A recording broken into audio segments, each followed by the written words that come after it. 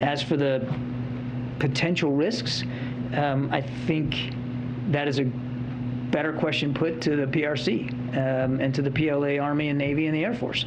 We're going to watch this very, very closely. We're going to make sure that she has a safe and secure visit, because that's our responsibility. Send in Maverick, man. If Pelosi touches down in Taiwan, will China follow through with their threats? Let's meet tonight's party panel. We've got townhall.com editor and Fox News contributor, fresh off the 5. It's Katie Pavlich.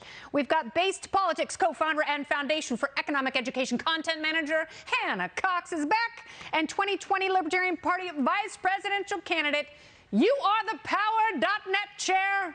That's the web address for the World Wide Web. You are the power.net. It's Spike Cohen. Welcome, everyone. I'm sitting up comfortably now. So, Katie, how far will China go to prove a point? Will they shoot down the speaker's plane?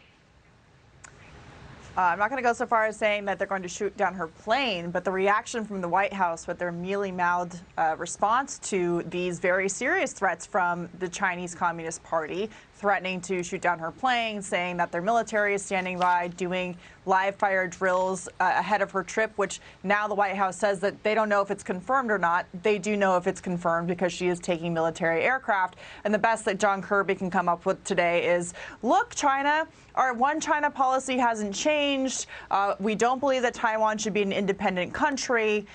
All of this, back and forth from them, not saying, hey, cut it out. She's the Speaker of the House. She's allowed to go wherever she wants. Meanwhile, while the White House has been very focused on continuing aid to Ukraine and depleting the Javelin stockpile we have here in the United States for our own military's purpose, they're not focused on the China threat in terms of the military and the things that they've been saying about Nancy Pelosi going to Taiwan, which this has been done before.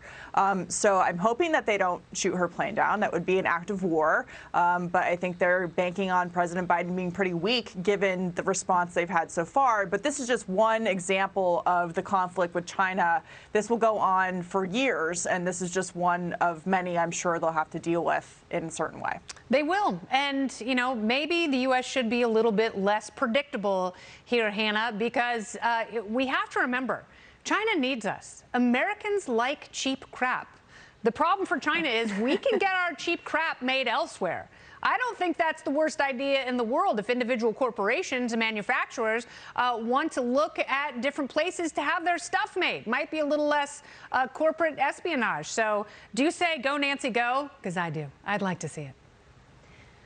I mean, I think obviously the Speaker of the House should be able to travel where she wants to go. But I also think that this is a long list of them not being strategic. Why did they need to make a big fanfare about it? They basically got themselves into a game of chicken with China, and they appear to be losing. It makes us look weak, and it's just really, really stupid and short-sighted.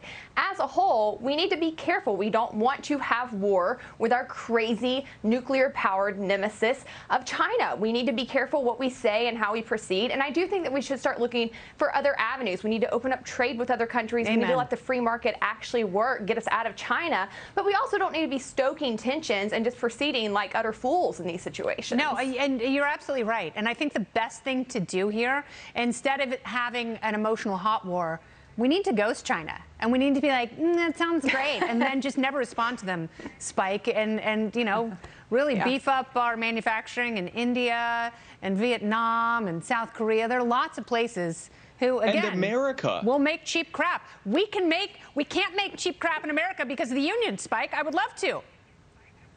It's not just the cheap crap, because the crap that we're getting from China, the goods we're getting from China, are increasingly up the food chain. And the reason for that is because in the United States, for the past several decades, there has been an intentional policy of using regulatory burdens to drive up the cost of living so that the big businesses, smaller competitors go out of business, with the big businesses knowing that they can just do business in China, have it made in China, and then use the U.S. military to protect their goods and services on their way back here to be bought and sold here. Yes, we need more free trade with other countries, but we also need to deregulate here, because I got news for everyone here. The military-industrial complex of the United States is not going to stop China. It spent 20 years and trillions of dollars to replace the Taliban with a well-armed Taliban. It is not going to beat the PRC essentially in their backyard. And so we need to look at why China is so economically and culturally and politically and militarily powerful. It's because we have intentionally choked off our own economy so that cronies can make money over there. That needs to end immediately. We need those jobs and that demand back here, make America more capital friendly again, and we won't have the problems we're facing, not just this one, but in the future. Yeah. We don't want Pelosi or some future Pelosi to be our Franz Ferdinand. I love a good World War I reference. That's the best. You are the captain of our Lusitania, and I want to thank you for that, Spike. I don't want that, but thank you. Well, okay. It's okay. No one does. That's the point. We need fewer regulations and less captaining.